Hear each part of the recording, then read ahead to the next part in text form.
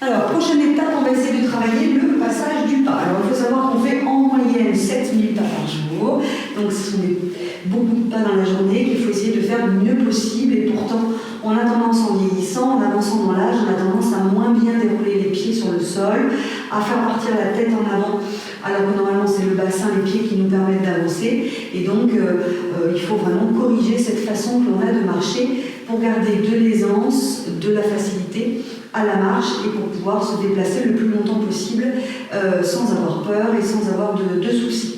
Alors, ce qu'il faut essayer de faire pour bien marcher, c'est déjà essayer de se tenir droit. Très souvent, et ça vous pouvez l'observer dans la rue, les gens ont tendance à partir la tête la première, ont tendance à enrouler les épaules et se retrouvent sans arrêt dans une sorte de déséquilibre où en fait, eh bien, la tête partie la première, eh bien, ils avancent le deuxième pied plus vite que prévu et donc ne déroulent pas suffisamment le pied sur le sol. L'idée, c'est déjà en premier de se redresser, d'accord? Je ne vous demande pas de vous mettre au garde à vous, d'accord? Ni d'être raide comme un piquet. Il faut évidemment rester naturel et détendu, mais il faut relever la tête et essayer d'observer, d'être attentif à ce qui vous entoure, d'accord? Ne pas regarder les pieds et le sol en ayant le nez piqué vers l'avant.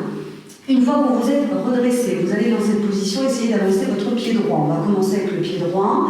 Là, logiquement, on doit arriver au sol avec le talon. Souvent, on arrive avec un pied plat, justement parce qu'on a déjà le buste parti vers l'avant. Là, en étant redressé, ça va vous permettre d'arriver au sol, de prendre le temps de poser le talon sur le tapis.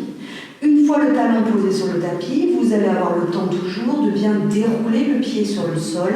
Et pour ce faire, vous allez pousser dans votre pied derrière, dans votre pied gauche, pour avancer le poids du corps sur votre pied droit. D'accord? Donc là, on pousse dans le pied qui est derrière pour se laisser le temps de dérouler le pied droit sur le tapis. Une fois que vous êtes en appui sur le pied droit, vous pouvez basculer le pied gauche devant, passer le pied gauche devant, en arrivant à nouveau au sol par le talon. Et on déroule le pied gauche en poussant bien dans le pied droit, et ainsi de suite. Ce qui fait qu'ici, ce sont bien vos jambes et votre bassin qui vous permettent d'avancer. Ce n'est pas la tête et les épaules qui partent en premier. Lorsque vous êtes arrivé au bout du tapis, vous pouvez faire l'inverse en reculant. C'est-à-dire vous arrivez au sol par les orteils, vous déroulez le pied sur le sol, et lorsque votre pied est bien à plat, que vous êtes bien stable, vous avancez, vous reculez le pied droit pour l'arrivée au sol. Et on recommence, on avance et on recule. Alors, essayez de faire toutes les étapes que je viens de vous donner, mais d'aller peut-être un petit peu, essaye de te mettre contre le mur. À ce moment-là, tu te tiens au mur. Non, dans l'autre sens, parce que tu n'as pas suffisamment de place, là, hop, dans le sens. Dans le sens. Voilà. Et là, tu avances en tenant le mur avec ta main droite. Voilà.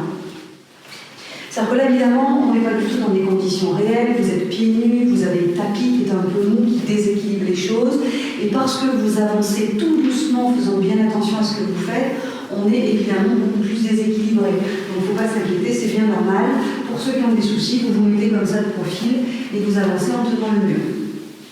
Pensez évidemment à respirer, à baisser les épaules, et puis avec le mouvement des bras aussi, quand on marche au naturel, que vous n'avez pas ici du coup. Ça c'est pareil, ça aide.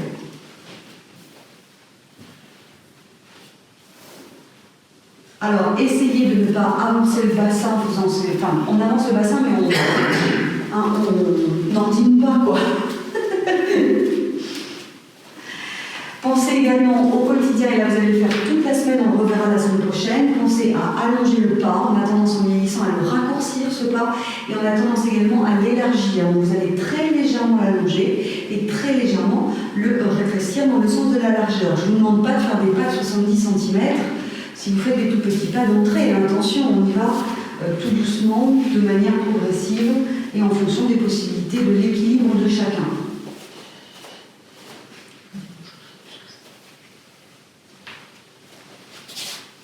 Voilà, la dernière chose sur laquelle je termine, c'est que je vous demande ici de vous redresser, de relever la tête. Ça ne veut pas dire qu'il faut squeezer l'endroit où se posent vos pieds. Il y a plein d'obstacles dans la rue, chez vous, les tapis, les cailloux, les machins, les trottoirs. Essayez vraiment d'observer, d'être attentif à ce qui vous entoure et donc de repérer l'endroit où vos pieds se posent. Voilà, n'est pas obligé d'avoir le nez piqué sur les pieds, mais on peut quand même faire attention à l'endroit où se posent nos pieds sur le sol.